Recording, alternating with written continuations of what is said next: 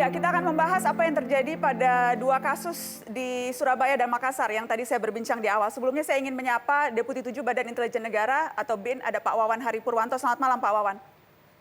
Selamat malam, Mbak. Baik, sebelum saya ke Anda, saya mau ke Mas Haris dulu. Mas Haris, tadi ada dua kasus yang rasanya tidak hanya dua itu, karena Mata Najwa juga menerima ada begitu banyak laporan tentang kasus-kasus yang serupa di Surabaya dan Makassar. Apa saja temuan Anda? Temuannya banyak ya.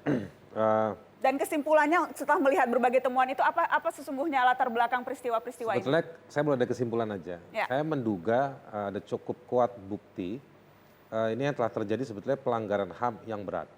Ini bukan cuma pelanggaran HAM. Pelanggaran HAM yang berat terutama dalam definisi kejahatan terhadap kemanusiaan, serangan terhadap warga sipil yang dilakukan secara sistematis atau meluas. Ya, dengan sejumlah cara yang diatur tuh di Undang-Undang 26 tahun 2000 tentang pengadilan HAM.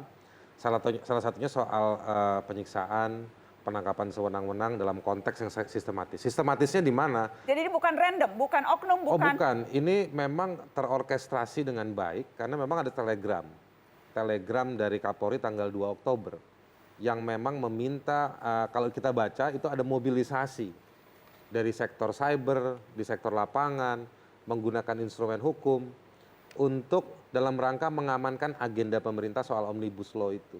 Jadi memang surat telegram Kapolri itu tidak objektif. Kita akan tunjukkan ini telegramnya yang tadi Anda maksudkan. Ya, nomor 645 kalau nggak salah.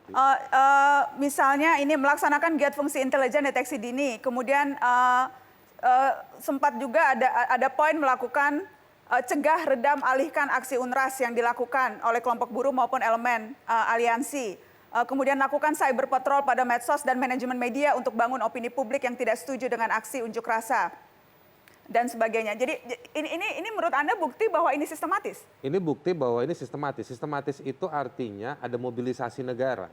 Ada mobilisasi negara untuk melakukan serangkaian tindakan yang ditujukan kepada warga sipil. Telegram ini menjadi pintu masuk untuk melegitimasi di dalam lingkungan kepolisian, memobilisasi berbagai polda, ini ditujukan kepada kapolda-kapolda, untuk melakukan hal-hal yang diminta di dalam telegram tersebut. Dan ini bertentangan dengan berbagai hal. Satu, dengan Perkap nomor 1 soal penanganan tindakan anarkisme. Yang kedua, dengan sejumlah peraturan, misalnya kita sudah ratifikasi perjanjian internasional soal tindakan larangan menggunakan penyiksaan dan tindakan kejam lainnya. Oke. Ada banyak aturan tersebut. Dan menurut saya ini harusnya yang bekerja adalah Komnas HAM.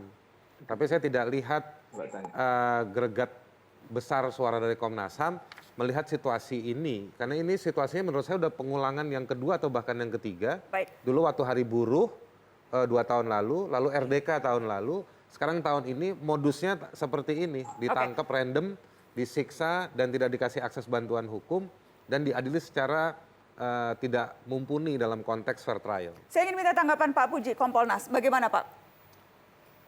Saya mungkin melihatnya untuk hal ini secara umum itu adalah positive thinking ya. Kita berpikir secara positif bagaimana telegram Kapolri itu dikeluarkan. Salah satunya ada poin tadi deteksi dini. Artinya aparat semua di lapangan harus bisa mendeteksi ya, apa yang positif, apa yang negatif, dan kemudian apa yang bisa menjadikan unjuk rasa kalau memang itu menjadi besar. Ya. Kemudian yang kedua berkaitan dengan bagaimana mencegah ya, unjuk rasa itu bisa dialihkan dengan kegiatan-kegiatan yang positif. Artinya fungsi Binmas itu akan bekerja, itu kalau kita nalar positif. Kemudian ada lagi bagaimana cyber untuk melaksanakan patroli. Karena apa? Karena penyebab daripada kumpulnya massa, kemudian menjadikan emosional, itu kan adanya juga dari medsos yang mungkin tanda petik ya hoax. Nah, sehingga dengan demikian diperintahkan melalui TR itu agar lakukan patroli cyber.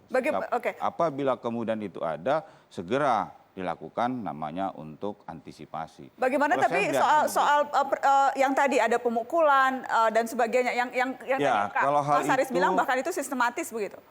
Saya tidak sependapat kalau itu sistematis ya. Karena saya melihatnya itu ada 4 hal yang harus kita coba cermati. Jadi ketahuan akar permasalahannya. Pertama, Undang-Undang Cipta Kerja ini diciptakan, ya semua sudah pada tahu mungkin bahwa tidak mungkin pemerintah itu menciptakan suatu undang-undang itu untuk menyengsarakan rakyatnya.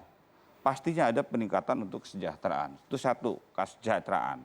Yang kedua tentang keamanan. Enggak mungkin juga masyarakat luas itu untuk tidak ingin aman. Ya, yang ketiga yang akan Mbak tanyakan tadi masalah etika dan moral. Ya, nah bagi saya di Kompolnas itu melihat secara jernih bagaimana kesejahteraan, keamanan, etika, moral itu harus betul-betul diwujudkan secara baik. Nah tadi kaitan dengan masalah bagaimana kok ada pemukulan. Nah, berarti ada semacam yang tidak puas di situ, kemudian mengungkapkan emosinya. Emosinya apa? Yaitu tadi. Dan itu bisa dibenarkan?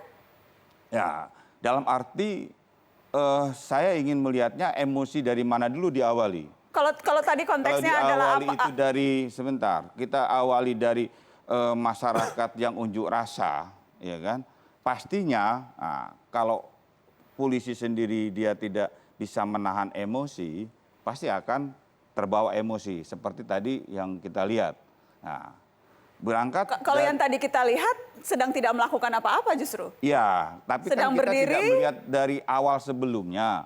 Apakah unjuk rasa itu damai-damai Pak Puji, jadi Anda mau mengatakan kalau itu kalau itu dipancing maka itu bisa dimaklumi? Bisa saja, bukan dimaklumi. Artinya terpancing, kemudian ada oknum anggota yang tidak bisa menahan diri.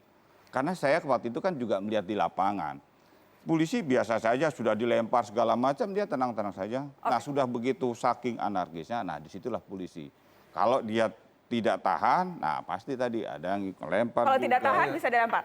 Kalau Pak Puji ini kan sebenarnya kayak mau bikin film nih, mau menjelaskan nih kenapa begini karena ada begini gitu. Kita kan lagi bicara soal hak partisipasi warga, soal penegakan hukum.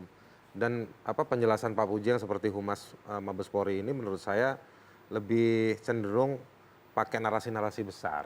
Oke.